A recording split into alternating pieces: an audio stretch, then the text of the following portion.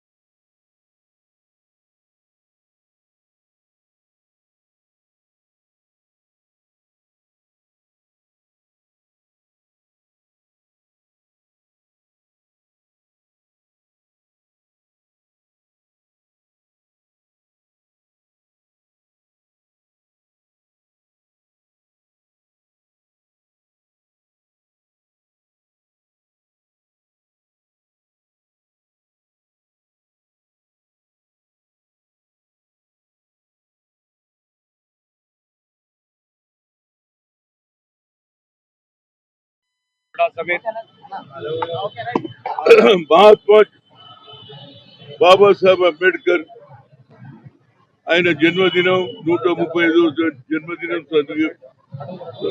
జన్మదినం జరిగే సమయంలో యావత్ భారతదేశంలో ప్రతి ఒక్కరూ, ప్రతి మహిళ, ప్రతి పేదవాడు ఆనాడు స్వాతంత్రం వచ్చిన తర్వాత ఎవరు రాజ్యాంగం రాస్తారు? అప్పటి వరకు బ్రిటిష్ సామ్రాజ్యమే ఉండే. కానీ మన సామ్రాజ్యంలో అన్ని మతాలు ఉన్నాయి, అన్ని కులాలు ఉన్నాయి, అన్ని భాషలు ఉన్నాయి. అందరిని కలిపేటోడు ఎవరు? మనకు అందరికి సరిపోయే సంవిధానం కావాలి అనే ఆలోచన చేసే సమయంలో మహాత్మా గాంధీ, పండిట్ జవహర్లాల్ నెహ్రూ, సర్దార్ వల్లభాయ్ పటేల్, మౌలానా గారు ఏమన్నారంటే, కడుపు గాలినోడు, పేదరికంలోకి వెళ్ళి వచ్చినోడే ఈ రాజ్యం. బాబాసాహెబ్ అంబేద్కర్, మహాత్మా జ్యోతిరావు పూలే 18th సెంచరీలో చదువుకుంటేనే భవిష్యత్తు అని చెప్పి, చదువుకుంటేనే మీ భవిష్యత్తు ఉంటుంది, అక్క కులాలతో మీరు కూడా సమానంగా ఉండాలంటేనే ఈ చదువే ముఖ్యమని ఆ రోజులలో ఆలోచన చేసి ఎన్నో ఆయనకు అవమానాలు జరిగినా ఈ అవమానాలకు వ్యతిరేకంగా మనం ఏం చేయాలంటే ఒక పని చేయాలి, చదువుకోవాలని. ఆ చదువు చదవడానికి ఏకైక నాయకుడు ఆ రోజులలో బాబాసాహెబ్ అంబేద్కర్.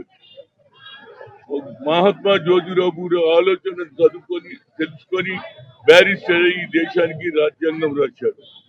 ఆయన కూడా 1999లో ఆయన జన్మదినం అయింది. అదేవిధంగా కేంద్ర ప్రభుత్వం 20 సంవత్సరాల కార్యక్రమం ఇవాళ 11 నుంచి మొదలు పెడితే 2028 వరకు 2 సంవత్సరాలు మహాత్మా జ్యోతిరావు పూలే ఆలోచనను ఇంప్లిమెంట్ చేయాలనేది కేంద్ర ప్రభుత్వం ఆలోచన.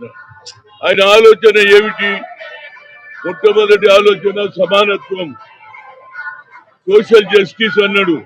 కానీ మా ప్రధానమంత్రి సోషల్ జస్టిస్ గురించి ఆలోచన చేయకుండా ఇవాళ కులగన జరిగితే అందులో బీసీలను ఒమిట్ చేశారు. ఆనాడు అంబేద్కర్ రాసిన రాజ్యాంగంలో అంటరానితనం మీద ఎస్సీ ఎస్టీలకు రిజర్వేషన్ తప్పకుంటుంది. అదే విధంగా ఇవాళ బీసీలను కూడా లెక్కలో తీసుకోవాలని మా రాష్ట్రంలో ఆల్రెడీ చేసినాం. అదే విధంగా ఫ్యూచర్ లో కూడా తప్పనిసరిగా కేంద్ర ప్రభుత్వం దీని మీద ఆలోచన చేయాలని, అదే విధంగా మహిళా బిల్లు కూడా అందులో కూడా